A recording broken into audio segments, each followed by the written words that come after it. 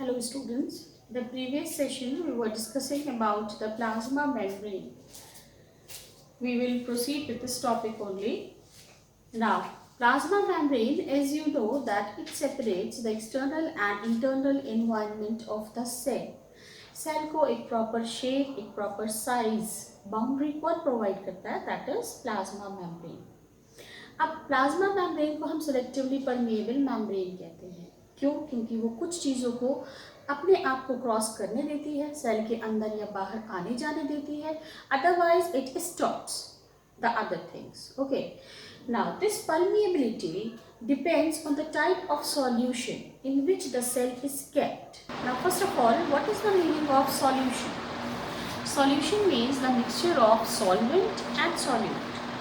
Solute जिसको हम घोलते हैं और solvent जिसमें हम कुछ घोलते हैं, जैसे कि liquid, जैसे कि पानी. ठीक है. अब solution का मतलब है कि solute और हमने solvent को आपस में मिक्स कर दिया, घोल दिया एक दूसरे को, that becomes a solution. हर एक सॉल्यूशन का कुछ ना कुछ कंसंट्रेशन होता है. जैसे कि अगर हमने 3 कप लिए, ठीक है, 3 कप में हमने एक एक स्पून शुगर डाली, राइट. अब हमने पहले मग में 1 चम्मच सिर्फ पानी डाला, दूसरे में 2 चम्मच डाला, तीसरे में 3 चम्मच डाला. शुगर तीनों में एक एक टी स्पून है. वाटर फर्स्ट में 1 teaspoon, second 2 spoon, third 3 teaspoon. तो कंसंट्रेशन किसका ज़्यादा होगा? जाहिर सी बात है जिसमें कि पानी कम है और चीनी ज़्यादा है. सेकेंड का उससे कम और थर्ड का थोड़ा सा लिक्विड हो जाएगा, डाइल्यूट हो जाएगा. ठीक है. इसी तरह से हम इन तीनों सॉल्यूशन को, जिसमें कंसंट्रेशन ज़्यादा होता है उसको हमने हाइपोटोनिक कह दिया, जिसका कंसंट्रेशन कम होता है, लिक्विड डाइल्यूट होता है, दैट इज सॉल्यूशन डाइल्यूट होता है, दैट इज हाइपोटोनिक, और जिसमें लगभग बराबर बराबर होता है, दैट इज आइसोटोनिक. लेकिन इसमें प्लाज्मा मेम्ब्रेन का क्या रोल है? सपोज सी, प्लाज्मा मेम्ब्रेन के अंदर जो सेल ऑर्गेनल्स है, जो सेल का एनवायरनमेंट है, उसमें भी एक उसका कंसंट्रेशन मेंटेन होता है. ठीक है. अब सेल का अपना कंसंट्रेशन है और सॉल्यूशन का अपना कंसंट्रेशन है. हमने एक सॉल्यूशन लिया जिसमें कि शुगर ज़्यादा है और वाटर कम है, तो जाहिर सी बात है वो बहुत कंसंट्रेटेड, बहुत ही गाढ़ा सॉल्यूशन बनेगा. हमने उसको सेल को उसमें डाल दिया. जब हमने सेल को उसमें डाल दिया तो क्या होगा? जो लिक्विड है वो बाहर ज़्यादा कम है और सेल के अंदर ज़्यादा है, यानी सेल की कंसंट्रेशन से बाहर का कंसंट्रेशन ज़्यादा है, गाढ़ापन ज़्यादा है. ठीक है. तो ऐसे सॉल्यूशन को हम क्या कहते हैं? Hypertonic solution. जिस सॉल्यूशन का कंसंट्रेशन सेल के कंसंट्रेशन से ज़्यादा होगा, that is hypertonic solution. Then just opposite of it, जिस सॉल्यूशन का कंसंट्रेशन जो है वो सेल के कंसंट्रेशन से कम होगा, that is hypotonic solution. And the solution which has the equal concentration to the concentration of cell, जिसका में सेल का कंसंट्रेशन और सॉल्यूशन का कंसंट्रेशन बराबर होगा, that is known as isotonic solution. Now in the previous one we discussed about the diffusion and osmosis, यानी कि the movement of particles from the region of their higher concentration towards the region of their low.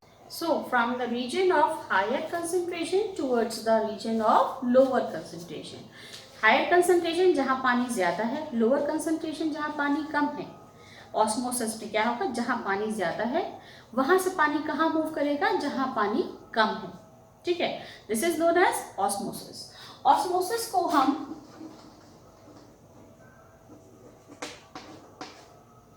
Endosmosis और एक्सोऑस्मोसिस में divide करते हैं. अब endosmosis कब होगा? जब हम सेल को, यहाँ पर सेल को जब हम डाल देते हैं हाइपरटोनिक सॉल्यूशन में, यहाँ पर सेल का कंसंट्रेशन कम है और बाहर जो सॉल्यूट का कंसंट्रेशन है ज़्यादा है. इसका मतलब यहाँ पर सॉल्यूट का कंसंट्रेशन ज़्यादा है यानी यहाँ पानी कम है, और ये अंदर का डाइल्यूट है यानी यहाँ पानी ज़्यादा है. सो क्या होगा? पानी अंदर से बाहर मूव करेगा. जब पानी बाहर से अंदर से बाहर मूव करेगा तो हम उसको बोलेंगे एक्सोऑस्मोसिस.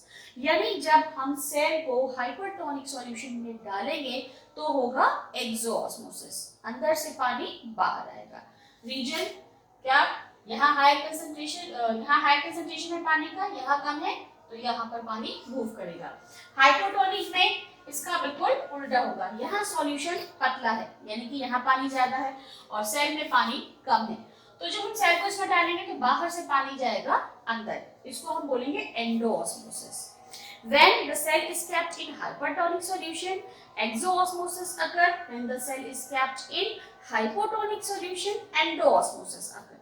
But when the cell is kept in an isotonic solution, isotonic में सेल का और बाहर का concentration same है, तो there will be no endoosmosis, there will be no exoosmosis, means there will be no osmosis at all. Now the next topic is plasmolysis. Plasmolysis is related with hypertonic solution and exoosmosis. जैसे हमने अभी discuss किया कि जब हम cell को hypertonic solution में डालते हैं तो उसमें से पानी बाहर आता है and that is known as exosmosis. जब एक्सोऑस्मोसिस होगा तो जो सेल के अंदर का लिविंग मटेरियल है वो श्रिंक हो जाएगा, ठीक है। सपोज ये सेल है और ये उसके अंदर लिविंग मटेरियल है, जब इसमें से पानी बाहर निकल जाएगा तो ये डिहाइड्रेट हो जाएगा, है ना। किसी भी चीज में से पानी जब निकल जाता है, मॉइस्चर निकल जाता है तो वो श्रिंक हो जाता है, वो डिहाइड्रेट हो जाता है। यहाँ पर भी सेल का ये होगा। This shrinking of the living material of cell is known as plasmolysis. Plasmolysis means that when the cell is kept in hypertonic solution, the shrinking of the living matter of cell occurs. This is plasmolysis.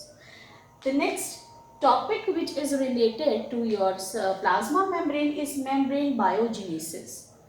Biogenesis means the production of any membrane or any cell organelle biologically. जब cell किसी भी वजह से cell की membrane rupture हो जाए, फट जाए, तो क्या होगा, सेल डैमेज हो जाएगा, है ना। सेल के जितने ऑर्गेनल्स हैं वो बाहर आने लगेंगे, सेल के बाहर से चीज़ें सेल के अंदर जाने लगेंगी। जाहिर सी बात है, जब प्लाज्मा मेम्ब्रेन रप्चर हो जाएगी, फट जाएगी, तो उसकी परमिएबिलिटी बिल्कुल ओपन हो जाएगी। तो इस ऐसे टाइम में क्या होता है, जो मेम्ब्रेन होती है उसका जो है वो रिपेयरिंग होती है, मेम्ब्रेन बन जाती है। And this process, this production और the formation of plasma membrane is known as membrane biogenesis. Then phagocytosis. What is the meaning of phagocytosis? Phagocytosis means किसी चीज को engulf करना, निगलना। Phagocytosis occur in WBCs. Phagocytosis occur in amoeba.